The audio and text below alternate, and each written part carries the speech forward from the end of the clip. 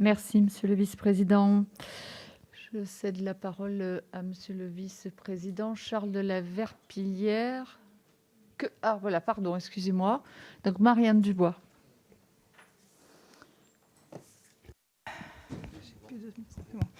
Merci Madame la Présidente. Chers collègues, plusieurs sujets préoccupent les députés LR et ne trouvent pas de réponse claire dans la présentation budgétaire de 2021, pour 2021. Le survenu à plus ou moins court terme d'un conflit de haute intensité, cette hypothèse est aujourd'hui largement évoquée. Lors de sa prise de fonction en juillet 2019, le général Thierry Burkhardt indiquait « Le rapport de force redevient le mode de règlement des différends entre nations. Nous devons résolument nous y préparer en gardant à l'esprit que le combat de haute intensité devient une option très probable. » La situation en Méditerranée occidentale paraît à ce stade la plus préoccupante. La concentration dans une zone réduite de nombreuses nations où intérêts divergents présente un risque majeur.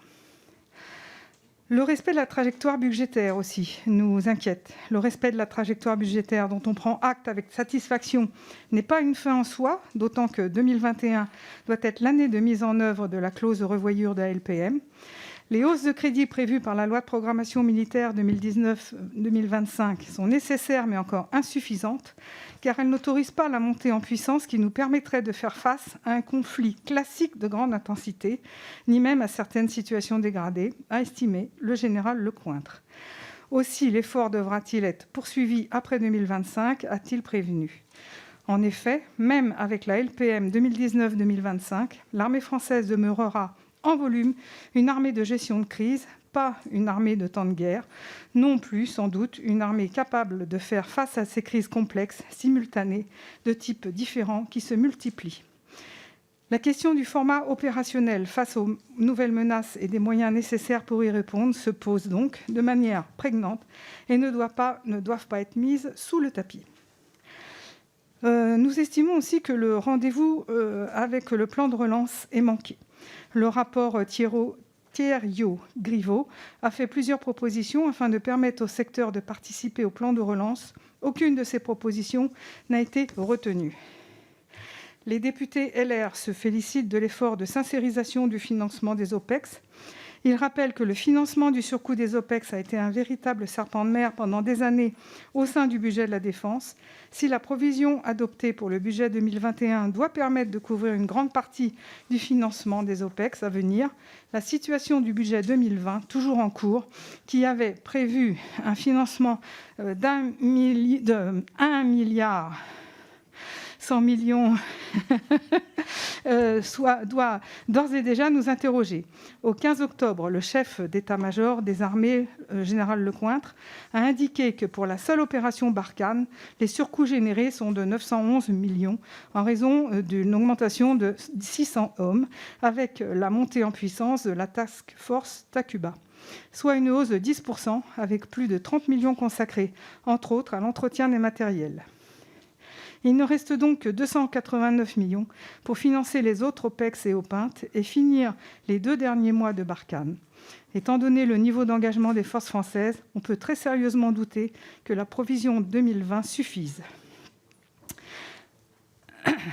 Le principe de solidarité interministérielle ayant été battu en brèche, fin 2018, une inquiétude forte demeure et nous demandons le respect de cette solidarité interministérielle et réitérons la demande que le ministère de la Défense ne participe pas à cette réserve de précaution.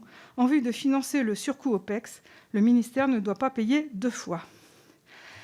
Par ailleurs, lors de son audition devant la Commission de la Défense, la ministre des Armées a indiqué qu'1 milliard d'euros de crédits étaient encore gelés au titre de la réserve de précaution.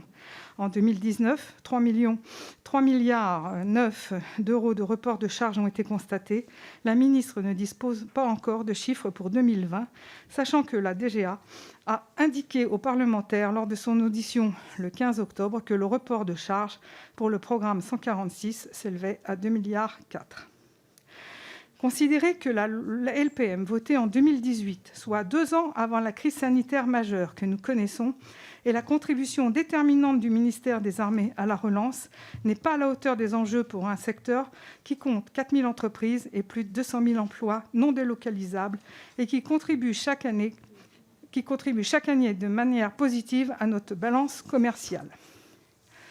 Concernant le budget alloué aux anciens combattants, le groupe LR dénonce une fois de plus le discours de la ministre qui consiste année après année à se réjouir du maintien des droits existants.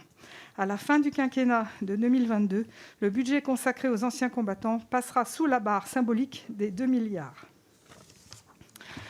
Le groupe des Républicains poursuivra sa logique et demandera à l'occasion du budget 2021 la reprise de l'augmentation de la retraite du combattant. Un amendement proposant 2 points au 1er juillet 2021 sera proposé. Et l'annonce de la mise en place d'une commission État-Parlement-Association sur l'évolution du point PMI suscite des interrogations. Une réflexion est en effet nécessaire et le groupe LR souhaite y être associé. Les députés du groupe républicain continueront à soutenir sans faille le monde combattant et porter leurs justes revendications, tout en regrettant la vision purement comptable menée sur l'actuelle majorité.